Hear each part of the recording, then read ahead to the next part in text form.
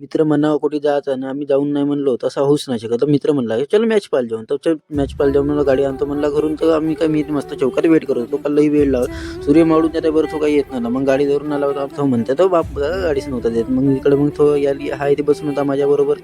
याले मग काही नाही हा गाडीवाला काही नाही म्हणलं. मग आम्ही निघलो फायनली मॅच पाहायसाठी निघलो. मग आम्ही आलो ग्राउंडवर वगैरे आल्यावर काही मॅच चालू होते. मग इकडे हा पोलीस डिपार्टमेंटची मॅच लागली होती, वन विभागाची मॅच लागली होती. तर मस्त इकडे पोलीसवाल्याने मस्त मारत होते. घे दणका पोयंगा म्हणून मस्त मारत होते. इकडे मस्त पोलीसवाले स्मॉल करत होते. त्याच्याच गड्याला मारत होते तेच स्मॉल करत होते तिकडे डीजेवर.